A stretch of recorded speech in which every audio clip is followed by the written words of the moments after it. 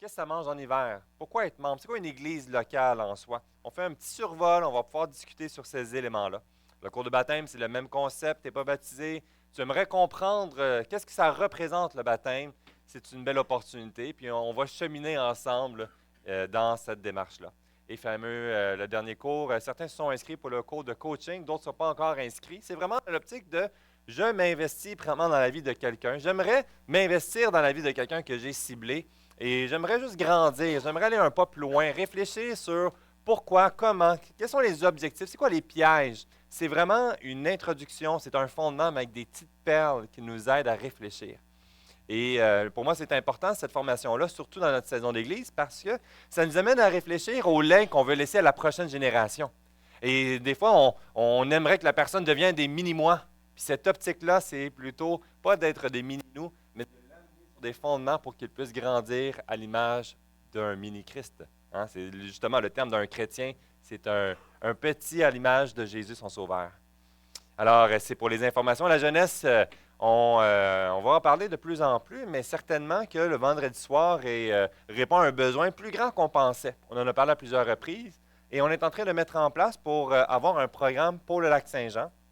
Et on faisait comme un projet pilote une fois par mois.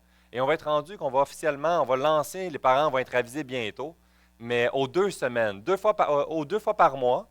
Et on vise à avoir plusieurs activités avec une diversité à travers l'année. Alors, c'est très stimulant. J'ai hâte de voir la suite et ça commence ce vendredi. Priez pour ça. Priez pour cette opportunité de voir la pertinence de l'Évangile pour toutes les générations et pour la prochaine génération et d'avoir un bon temps aussi. Fait que, pour les relations, c'est bon.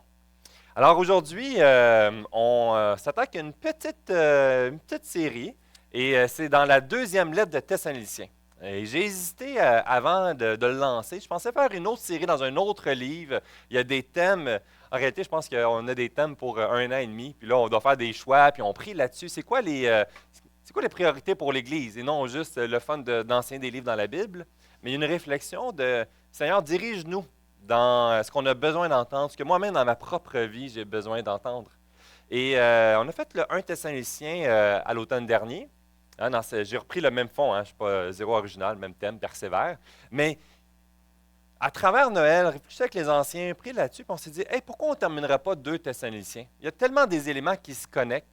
Et si tu as manqué cette série, la bonne nouvelle, c'est pas grave. Il y a chaque prédication sont uniques dans chacune de ces sections. Et il est possible de rattraper sur le YouTube de l'Église. Ça m'amène à réfléchir sur la pertinence pour l'Église à Thessalonique. Pourquoi Paul va écrire une 2e lettre ici? Qu'est-ce qui se passe exactement? Et en quoi c'est pertinent pour nous aujourd'hui?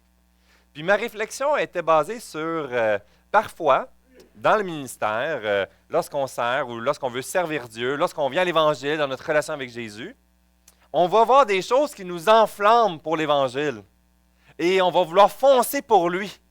Et là, on est libéré d'un lourd fardeau. Et là, on est joyeux, puis on court. Et tout d'un coup, on frappe des murs. Et ça devient difficile. Et notre joie peut être affectée. Pourquoi, si je suis Jésus, si je veux lui faire confiance, pourquoi c'est difficile aujourd'hui? Puis je pensais, dimanche dernier, on réfléchissait sur vivre l'Église en 2025. Puis les gens me partageaient, disaient, hey, c'est tellement emballant, mais à quoi ça va ressembler? Puis dans mon cœur, j'ai une conviction, ça va être dur. Il va y avoir des découragements. Il va y avoir des défis. Et le mois de décembre, j'ai trouvé des éléments très difficiles. Il y a eu des situations qui étaient vraiment tristes. Puis j'ai rentré en vacances un petit peu le cœur lourd à certains éléments. Mais ma conviction, c'était une bonne chose. Parce que Dieu est à l'œuvre. Il dit, attends une minute, là, il me semble que ça se contredit. Hein? Moi, j'aimerais vous dire que suis Jésus dans ta vie et tout va être magnifique tout le temps. Hein? On aimerait-tu entendre ça? Non? Ben moi, dans mon cœur, j'aimerais ça des fois.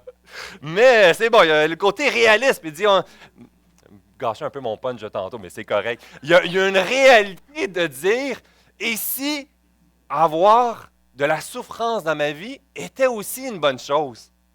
Ça me fait penser à une histoire. Peter Skillberg, c'est un Suédois. Alors, je suis convaincu que j'ai massacré son nom. Mais je pense que j'ai réussi à dire Peter correctement. Alors, Peter Skillberg, un Suédois de 44 ans, a vécu cette réalité justement qu'à un moment donné, la souffrance était meilleure que le réconfort et le repos. Je vous explique. En 2012, il a vécu une situation bien extraordinaire. Il voyageait et il a été pris avec son véhicule dans une immense tempête de neige sur une route isolée. Son véhicule s'est enlisé et il était complètement isolé de la civilisation. Il a dû survivre dans son auto à travers la tempête qui augmentait sans arrêt, que la route n'était plus praticable et plus personne circulait dans cette région.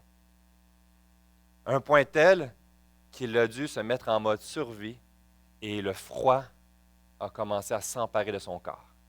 Vous savez, lorsqu'on frôle l'hypothermie, à un moment donné, la douleur du froid nous gruge dans les os et on sent la fatigue venir sur notre corps. Il est resté pris dans cet état-là, dans son auto seul pendant 2 mois. 2 mois. C'est longtemps, hein? Moi, 24 heures lutter avec le sommeil, là, aujourd'hui, là, oublie ça. C'est plus possible, là. J'arrive plus. Et j'imagine de cette lutte avec le froid, avec la faim et son désir, puis ce qu'il partageait, c'est ce désir, ce besoin de se relâcher et s'endormir. Mais il résistait, même si que ça lui faisait du bien, puis il savait que la quiétude du repos, du sommeil, mais qu'ultimement, ce n'était pas pour prendre soin de lui, il allait mourir d'hypothermie. Alors, pendant 2 mois, il luttait avec ce besoin, ce désir de se relâcher, s'endormir, en sachant qu'il allait dormir. Il va faire des micro-sommeils qu'il appelle, des moments de conscience, de subconscience, jusqu'à ce que 2 mois plus tard, des secouristes, le 17 février 2012, vont le retrouver en étant déstabilisés de voir qu'il est encore vivant. Pour moi, c'est un exemple qu'on peut apprendre que, ouais, on est d'accord, c'est extrême, là. Je ne le souhaite pas à personne. Mais c'est un exemple que je trouve intéressant, que la souffrance du froid pendant 2 mois persévérés valait la peine de résister au relâchement de le sommeil qui rondait autour de lui. Puis vous savez, souvent, on va être confronté dans des saisons de vie similaires à la sorte. Puis le premier concept, et on va le voir, parce que pour moi, dans 2 Thessaloniciens, il commence dans le premier chapitre avec cette optique-là. Persévère même lorsque ça fait mal. Souvent, la souffrance est une occasion pour abandonner, mais parfois c'est une bénédiction pour notre vie. Et on va le survoler, parce qu'à travers l'apôtre Paul, c'est une préoccupation qu'il avait, parce qu'on l'a vu dans le 1 Thessaloniciens, il est venu quelques semaines partager la bonne nouvelle de l'Évangile. Des gens sont venus à l'Évangile, ont accepté Jésus comme leur sauveur personnel. Plusieurs personnes qui étaient exposées pour la première fois, certains à des fondements dans les Juifs. Et puis, ils voient une soif, ils commencent à les nourrir. La persécution fait rage, il doit quitter rapidement et il n'a pas pu les affermir comme il l'aurait voulu. Et de distance, il dit, qu'est-ce qui reste de cet héritage-là? Où est-ce qu'ils sont rendus à travers toutes les épreuves, la souffrance, la persécution? Il a écrit la première lettre pour les encourager. Et là, il prend des nouvelles et il apprend que non seulement la souffrance est encore là, elle a empiré. C'est encore plus difficile. Est-ce qu'ils ont abandonné? Et c'est ce qu'on va voir ici dans ce premier chapitre qu'on va lire ensemble. Puis dans ce premier point, quand ça fait mal. Lisons ensemble que ça vaut la peine de persévérer même quand ça fait mal. Les premiers versets nous disent, versets 1 à 5, Paul et Sylvain et Timothée, à l'Église des Thessaloniciens, qui est en Dieu notre Père et en Jésus-Christ le Seigneur. Que la grâce et la paix vous soient données de la part de Dieu notre Père et du Seigneur Jésus-Christ. Nous devons à votre sujet, frères, rendre continuellement grâce à Dieu, comme cela est juste, parce que votre foi fait des grands progrès, et que la charité de chacun de vous, tous à l'égard des autres, augmente de plus en plus. Aussi, nous glorifions-nous de vous dans les églises de Dieu à cause de votre persévérance et de votre foi au milieu de toutes vos persécutions et des tribulations que vous avez à supporter. C'est une preuve du juste jugement de Dieu que vous soyez jugés dignes du royaume de Dieu pour lequel vous souffrez. Premier élément qu'on découvre ici, puis que dans notre marche avec Dieu, c'est que ça vaut la peine de persévérer lorsque ça fait mal parce qu'elle est inévitable. La souffrance fait partie de notre vie sur terre. Il y a un côté inconfortable parce qu'on n'a pas été créé pour souffrir. On n'a pas été créé pour vivre dans la douleur. Mais présentement, dans notre saison de vie, dans cette étape sur la terre, il y a cette réalité inévitable de la souffrance. La souffrance, qu'elle soit notre souffrance du cœur, que ce soit la souffrance du corps, de notre âme, nous allons tous être exposés dans des étapes et dans des saisons. Et l'une des réalités qu'on prend conscience à ce niveau-là, c'est qu'elle a débuté à un point de départ et l'apôtre Paul va vouloir nous amener pour nous dire, elle a commencé, mais elle va aussi terminer. Et dans la saison que tu trouves présentement, tu vas être exposé à des tempêtes. On va voir des jeunes, puis quand je dis des jeunes, il y a des très jeunes qui vont vivre de profonds découragements, de désespoir, de dépression. Hey, au primaire, comment c'est possible? Parce qu'on va tous vivre dans notre saison de vie des périodes où tout est noir. Mais lorsqu'on sort et on dit, tu as juste 9 ans, tu es dans le début de ta vie, c'est pas terminé. C'est la même chose qu'on peut dire à un jeune qui vit une peine d'amour à 12 ans, à 16 ans, à 19 ans, à 22 ans. Tu es dans le début de ta vie, c'est pas terminé. Mais il y a d'autres choses aussi. Il y a d'autres choses qui vont faire mal dans la vie. Puis c'est la même chose quand on a 85 ans puis notre corps souffre. La réalité, c'est que c'est pas la fin de ta vie. C'est pas terminé. Mais la période de souffrance dans laquelle tu te retrouves, elle est bel et bien vive et bel et bien présente. Cette réalité ici, puis on peut se poser la question, si Dieu existe, pourquoi il permet ça? Avez-vous déjà entendu ça? Êtes-vous déjà posé la question? Pourquoi Dieu, tu as permis que je sois dans cette période de souffrance? Pourquoi Dieu, si tu veux m'aimer, prendre soin de moi, tu permets cette phase de brouillard et de noirceur? Pourquoi mon corps me fléchit à ce moment-là? Et on va se poser cette question en mettant en l'opposition l'existence de Dieu et mon contexte de souffrance. Comme si la souffrance vient révéler que Dieu n'existe pas. Ici, au contraire, la souffrance venait révéler que Dieu existe, venait manifester qu'il est bel et bien présent, qu'il sait exactement ce que tu vis et qu'il est au contrôle et qu'il veut faire de quoi? De visible.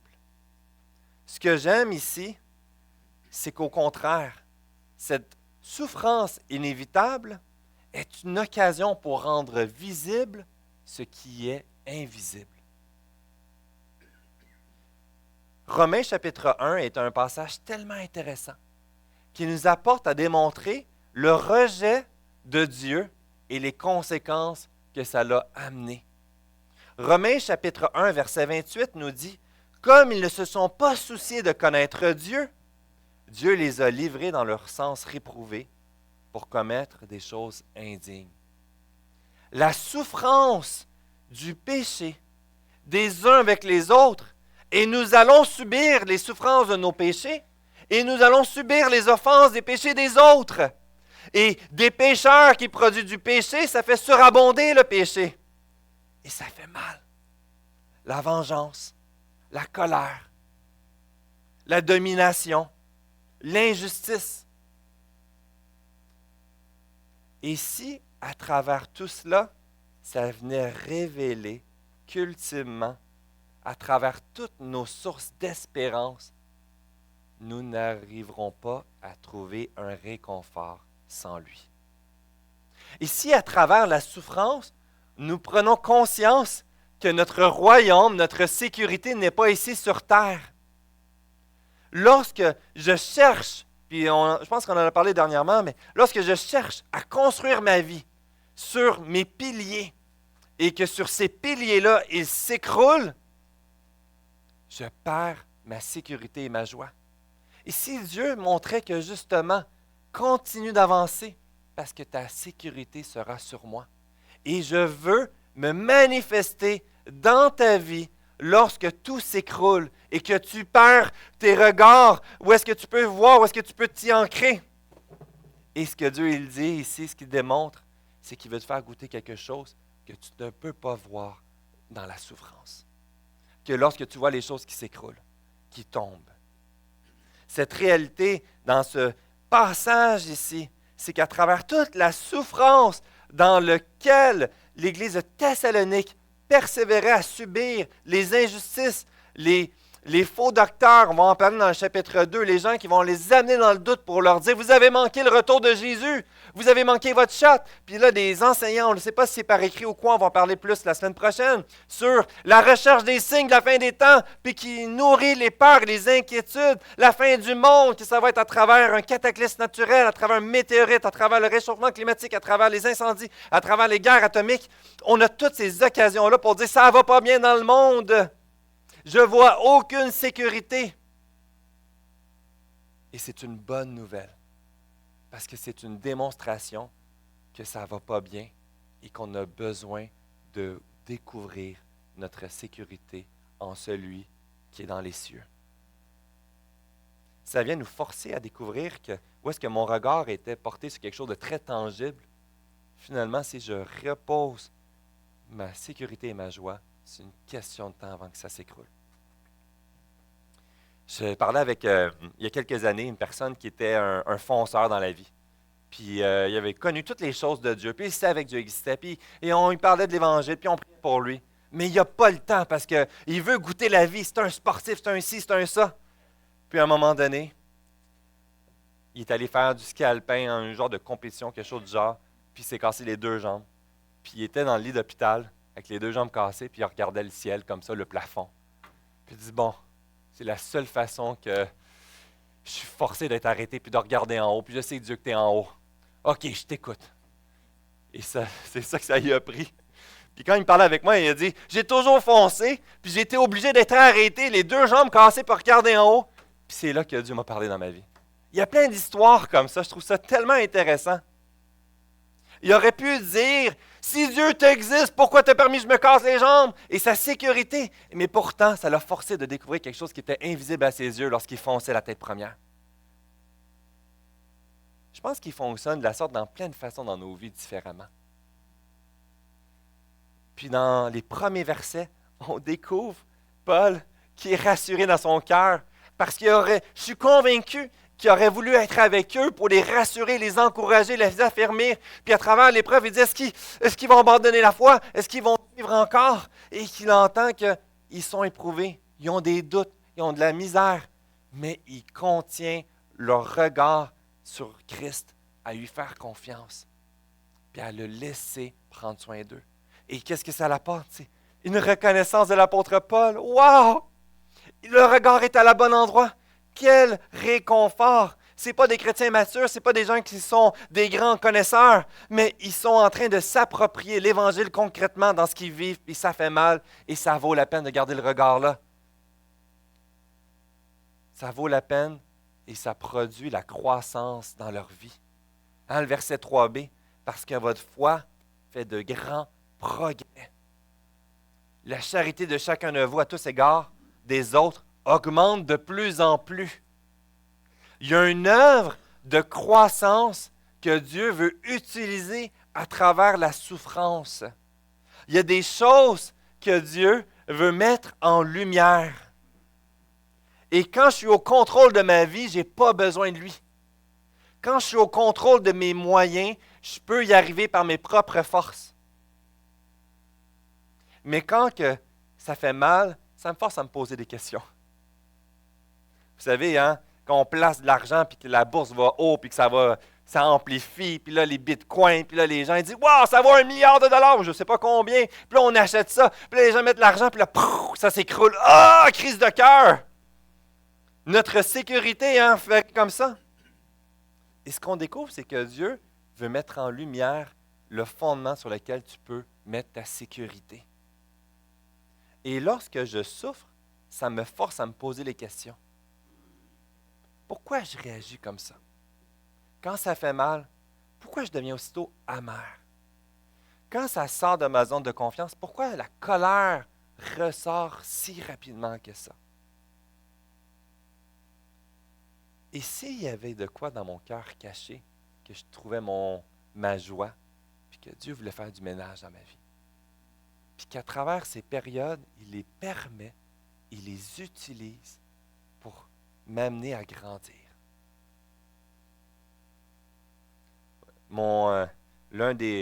J'ai souvent un verbe ou un mot dans ma tête dans l'année qui vient.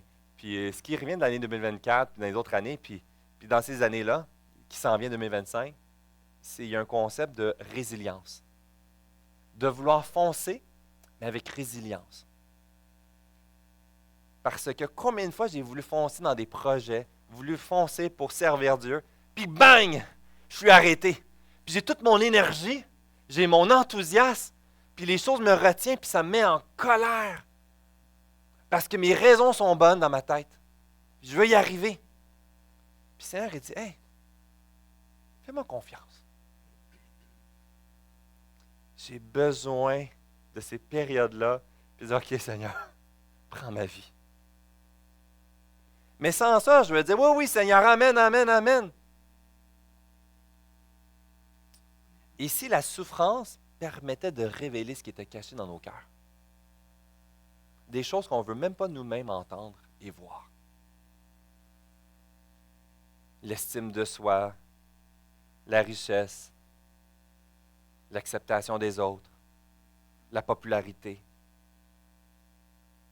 la grande piété de démontrer les choses. Vous savez, hein, ça va nous amener dans le prochain point. Mais ça fait partie d'une de mes prières, c'est que trop souvent, on demande la victoire et la libération sur les choses. Mais on ne demande pas assez souvent que Dieu mette en lumière ce qui est caché et qu'il nous montre ce qu'il veut nous enseigner à travers ça. Ici, je trouve ça intéressant, David Powlison nous dit « La crainte et le désarroi sont des réactions normales à travers la souffrance.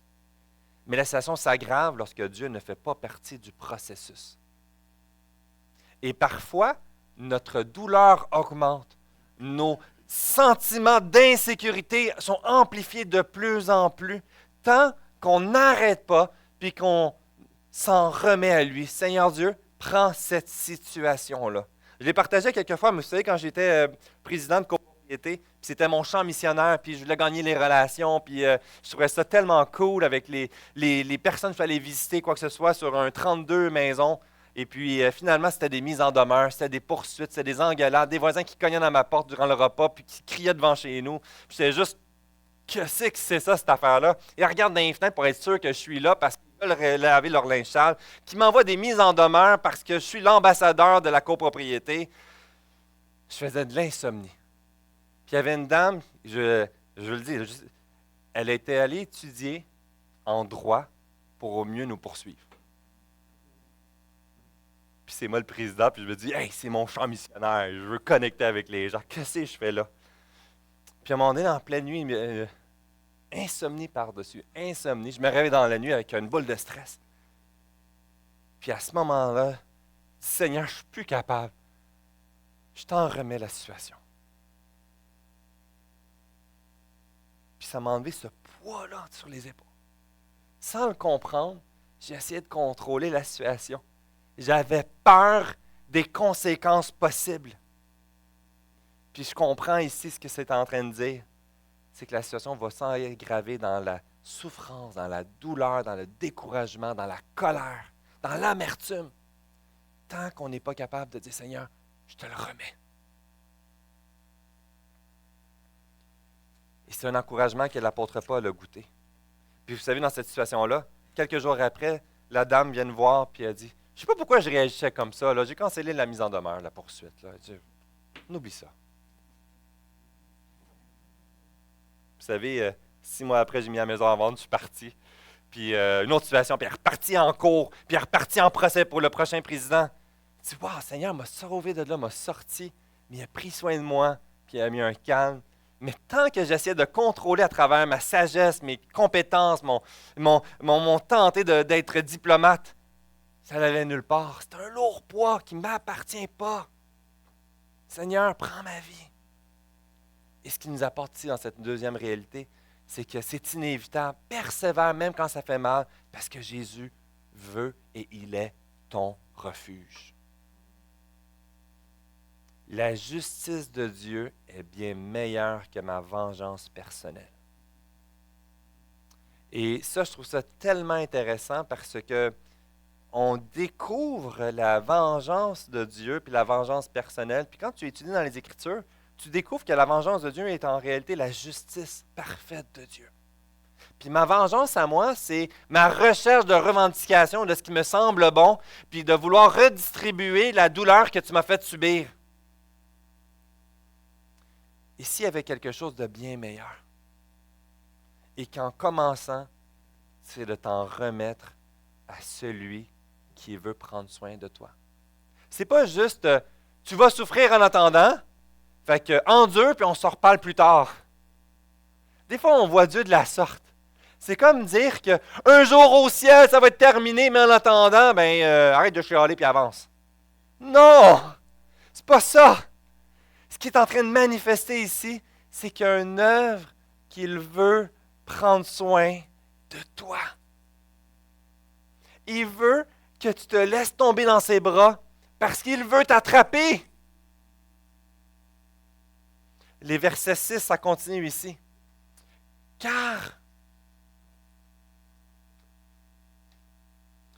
il est de la justice de Dieu de rendre l'affliction à ceux qui vous affligent et de vous donner à vous qui êtes affligés du repos avec nous.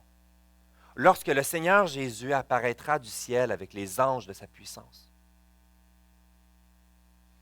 Wow. Au milieu d'une flamme de feu pour punir ceux qui ne connaissent pas Dieu et ceux qui n'obéissent pas à l'Évangile de notre Seigneur Jésus.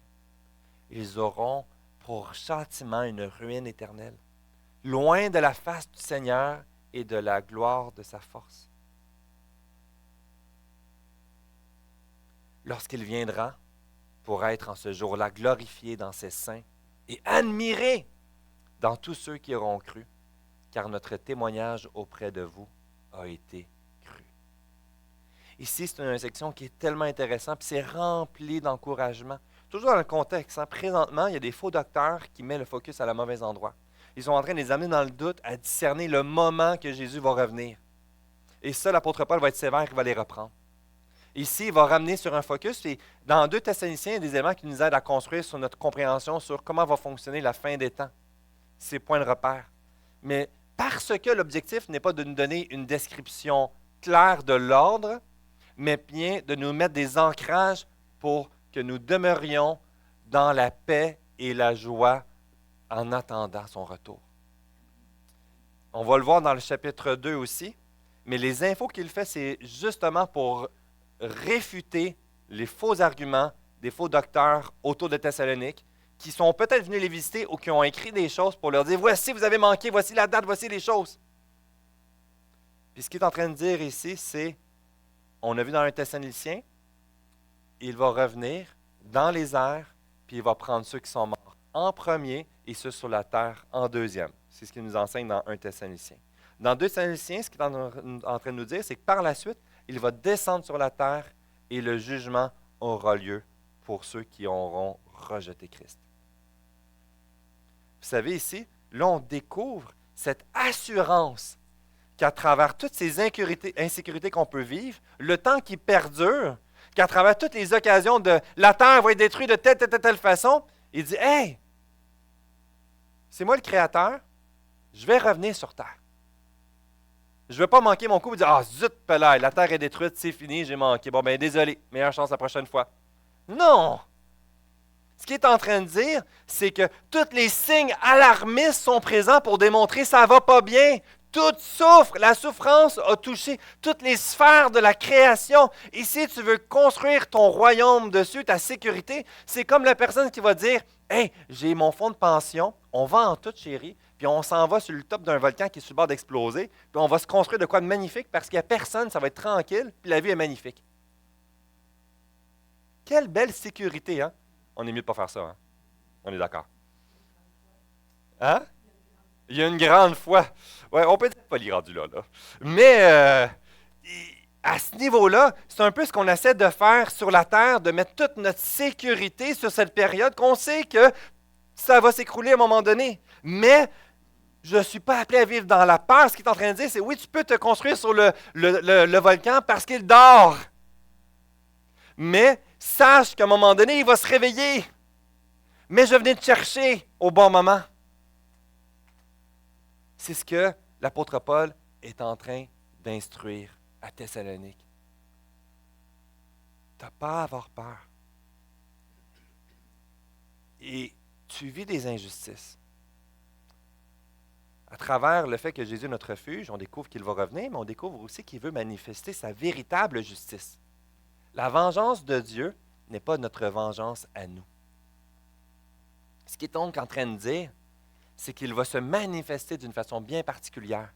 Aujourd'hui même et plus tard.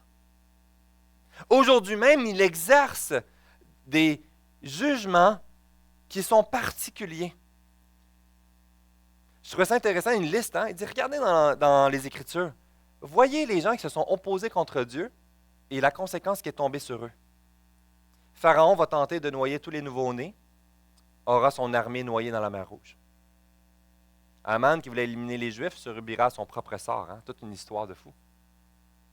Les conseillers du roi Darius vont vouloir faire mourir Daniel et ils vont finir eux-mêmes par la fosse aux lions, puis vont finir dans la fosse aux lions.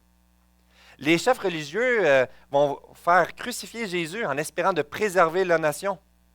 Et quelques années plus tard, leur ville sera détruite et la nation dirait dispersée. C'est tellement intéressant. Puis on a plein d'histoires de la sorte qu'on découvre qu'en voulant s'attaquer à Dieu et en faisant de quoi, c'est exactement le contraire qui se produit. Il y a une forme d'une véritable justice qui peut se manifester, mais c'est des micro-justices. Ce qu'il est en train d'appeler ici, ce n'est pas de nous appeler à développer une colère envers les autres. Ce n'est pas en train de dire « Venge-toi de l'injustice que tu subis ». Regardez ici, ce qui est tellement intéressant de Thessaloniciens puis 1 Thessaloniciens, le regard n'est jamais mis ni nommé sur ceux qui font mal. Ce qu'il est en train de dire, c'est « mets le regard à la bonne endroit ». Oui, mais mon besoin de justice.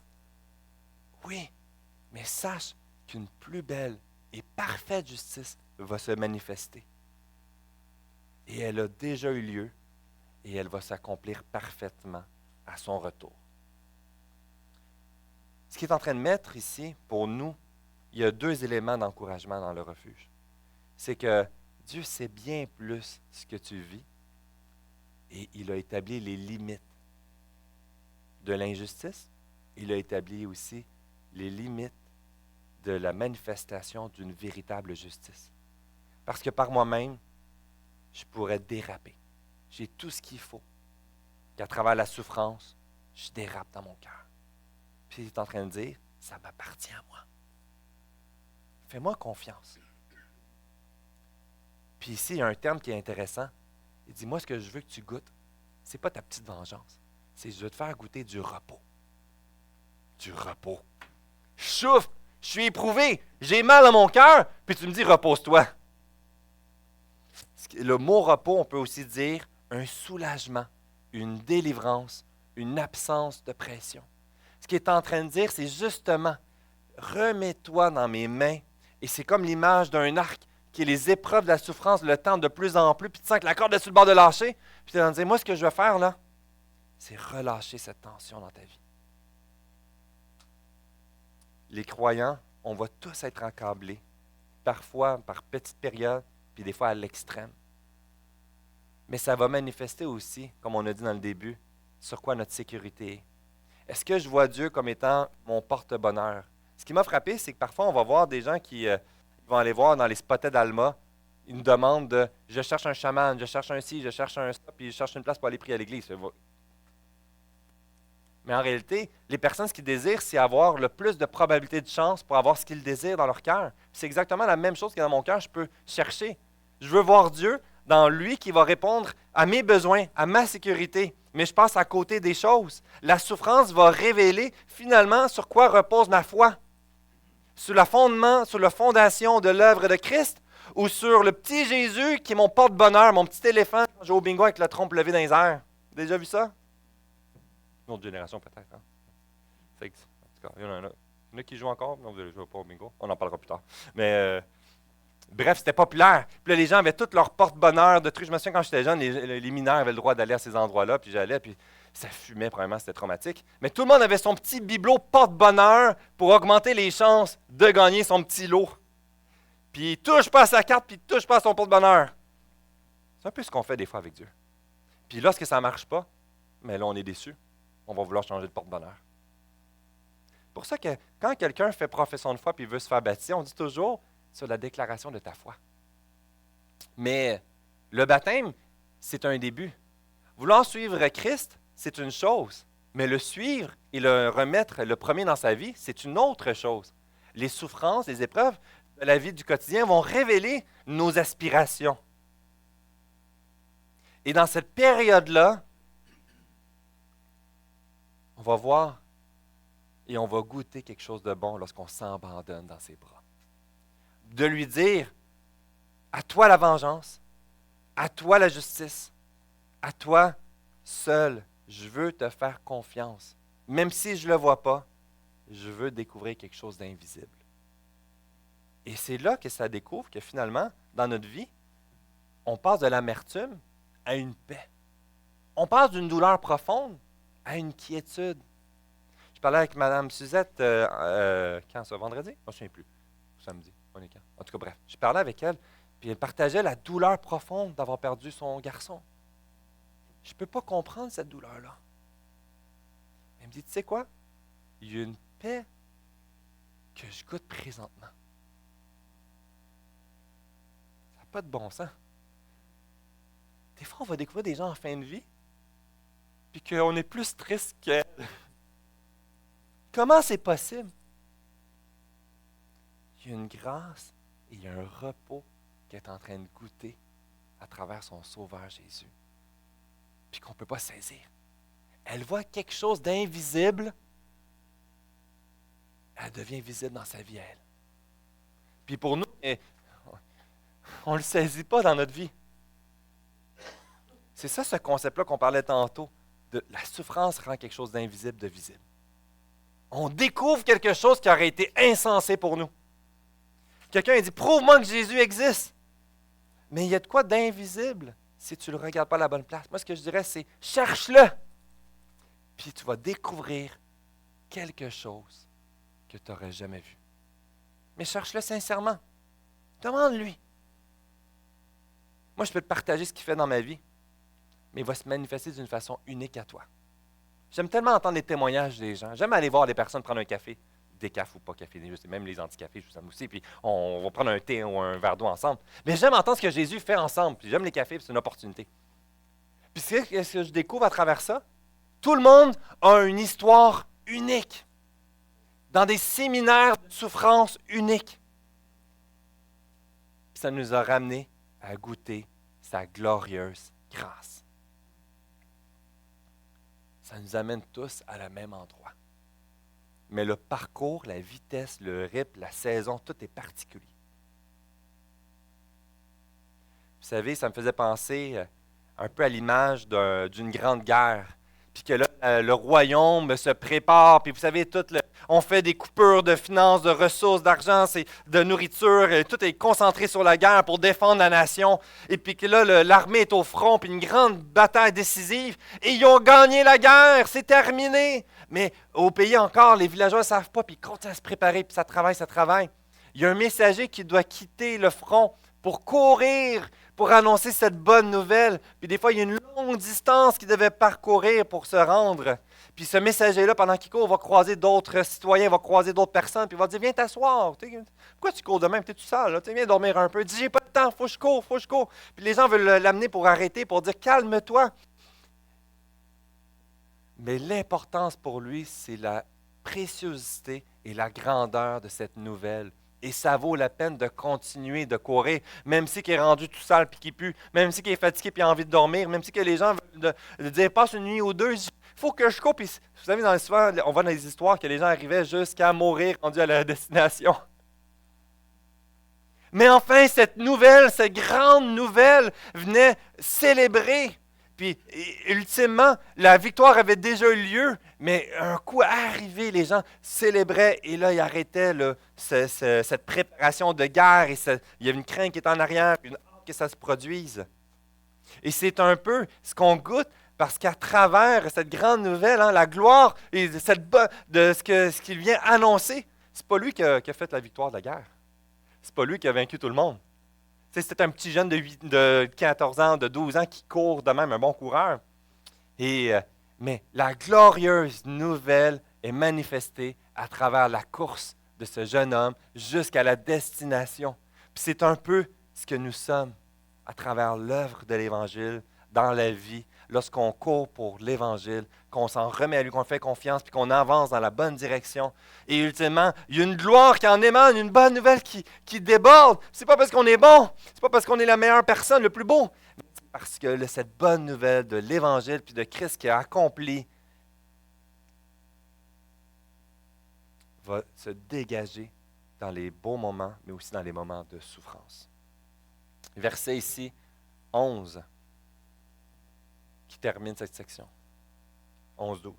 C'est pourquoi aussi nous prions continuellement pour vous, afin que notre Dieu vous juge digne de la vocation et qu'il accomplisse par sa puissance tous les desseins bienveillants de sa bonté et l'œuvre de votre foi, pour que le nom de notre Seigneur Jésus soit glorifié en vous et que vous soyez glorifiés en lui, selon la grâce de notre Dieu et du Seigneur Jésus-Christ. Ici, quelle bonne nouvelle qu'à travers cette marche, la gloire de Dieu va émaner et on va voir qu'il y a une célébration de la gloire à travers nous, à travers ce que tu vis aujourd'hui.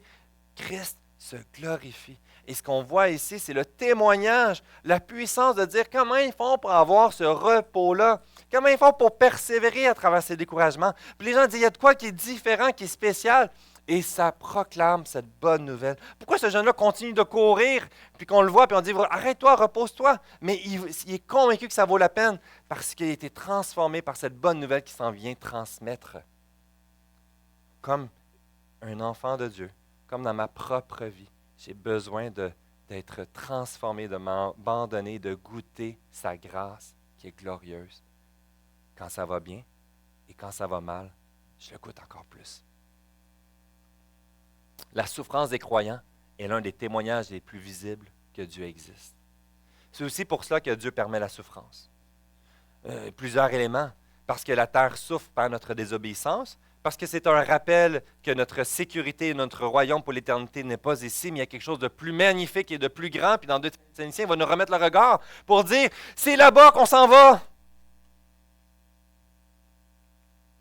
Et le comportement de ceux qui appartiennent lorsqu'ils souffrent, en lui faisant confiance, est un petit éclat de la grandeur de Dieu qui est à l'œuvre dans sa vie. En terminant, on découvre donc qu'on peut goûter sa grâce qui est glorieuse. Parce que dans le doute, parce qu'on va douter, quand ça fait mal, on doute, on se pose des questions. Il veut te rassurer. La grâce de Dieu à notre égard n'empêche pas que nous souffrons, mais Dieu, dans sa souveraineté, va ordonner, arranger et mesurer notre douleur. Et dans les moments difficiles, il est là pour te soutenir. Dans 2 Corinthiens 1:8, on découvre ce concept-là sous le poids de l'épreuve et de la persécution. Quand ils verront Christ, ils seront enfin délivrés de tout cela. Et après, et non sous la colère, de la peur de la colère ou la peur du jugement. Ce qu'on va découvrir, c'est qu'à travers l'œuvre de la croix, on a cette sécurité. Tout s'écroule, je sais que j'appartiens, il va prendre soin de moi. La terre va s'écrouler, je sais que ma demeure n'est pas ici, mais pour plus tard. Les choses me font mal, puis je sens que je perds le contrôle. Mais Seigneur Dieu, je veux te remettre le contrôle. Ma vie n'est pas terminée parce que tu es avec moi. Et même si je me pose puis je ne comprends pas, puis que je me demande, est-ce que Dieu, tu m'aimes vraiment pour me permettre ça? Je veux te faire confiance. Puis aujourd'hui, je ne le vois pas. Mais je sais qu'il y a des moments plus tard, je peux regarder en arrière puis comprendre. Puis découvrir qu'il prenait soin de moi. Dans l'échec, il te relève. Ce qui est beau ici dans cet encouragement, c'est que l'Église de Thessalonique n'était pas parfaite. La célébration, c'est de voir les gens qui persévéraient. Ce qu'il est en train de dire ici, c'est qu'on va tous se remettre en question. Est-ce que Dieu vaut vraiment la peine? On va prendre le contrôle dans des situations. On va devenir amer contre Dieu. On a toutes les raisons d'être sous sa colère. Et à chaque fois qu'on va s'en remettre à lui, il va prendre plaisir à nous relever et à nous accompagner. On n'est pas appelé à demeurer dans la honte pour l'éternité, parce que l'œuvre de Christ est venue pour soulager la colère de Dieu, pour toutes nos fautes passées, présentes et futures. Et je peux me relever à chaque fois sans avoir peur. Est-ce que Dieu va me pardonner cette fois-ci? C'est Seigneur Dieu, merci. Prends ma vie. Incroyable, hein? Nos soucis nous dépassent très souvent et nous accordent, mais Dieu s'occupe de nous. Il est puissant, il est bon. Et dans ta faiblesse, il veut agir. C'est lorsqu'on ne contrôle plus, lorsque je suis limité, lorsque je perds mes points de repère. Dis Seigneur, je te laisse la suite. Je m'en remets à toi. Ça nous libère de l'amertume. Ça nous libère de tous ces fruits qui démontrent que je cherche à contrôler ma vie. J'aime David Paulissen, il nous dit nous souffrons dans un monde où de nos grandes souffrances actuelles témoignent des réalités plus profondes, plus sombres et plus mortelles. La mort spirituelle est bien plus grave que les souffrances visibles de ce monde. Et si l'opportunité des souffrances visibles nous montrait la gravité invisible d'une séparation éternelle avec Jésus. Je vais inviter l'équipe de louange pour ce dernier chant. Et dans cette réflexion, on peut tomber dans juste le découragement, mais il y a un message d'espérance, il y a un message d'espoir. Il est en train de dire, on va souffrir, ça fait partie de la vie. Arrêtons de nous mettre la tête dans le sable en se disant que tout va toujours être beau. Mais ce qu'il est en train de dire, c'est que Dieu veut être ton refuge. Et il veut que tu t'en remettes entièrement à lui. Il désire te faire goûter quelque chose de bon aujourd'hui même. Dans ce que tu vis, dans ce que tu vas vivre, ça vaut la peine de lui faire confiance. Et de rendre visible ce qu'on ne voyait pas auparavant. C'est le fameux pas dans le vide. De dire, Seigneur Dieu, prends ma vie. Et tant que je ne le fais pas, je ne peux pas me laisser attraper et goûter une partie du repos qu'on va goûter parfaitement dans sa présence au ciel. Philippe Viguier, j'aime beaucoup, un pasteur aussi écrivain, il dit, même si Dieu utilise notre souffrance, il ne s'en réjouit pas. Il s'est fait homme afin de porter nos souffrances. Et il promet un jour de bannir à jamais toute douleur. Il est le Dieu de la perfection et incarne le contraire de la souffrance. Le connaître est la plus grande joie qui existe.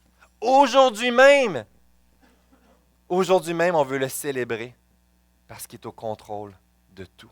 Et aujourd'hui même, ça vaut la peine de lui dire, Seigneur Dieu, cette chose dans ma vie me fait mal, cette chose m'inquiète, prends-la, je veux te faire confiance. Et c'est pour ça qu'aujourd'hui, lorsqu'on se réunit, on célèbre Dieu. Dans toutes les sphères de notre vie. Puis c'est bon de nous arrêter, parce que lorsque je suis seul, des fois j'oublie ça. Puis je vois la souffrance qui s'enracine dans ma vie, et ça vient m'isoler dans ma douleur. Puis ce qu'il est en train de dire, c'est, ton regard, la douleur, elle est bel et bien là, mais relève-la en haut. Regarde, il veut prendre soin de toi. Levons-nous dans ce dernier chant, et dans cette occasion, dans cette nouvelle année. Dis, Seigneur, prends toute ma vie. Qu'importe dans la saison de vie que tu te retrouves, on veut célébrer qu'il est vivant et au contrôle. Louons-le ensemble.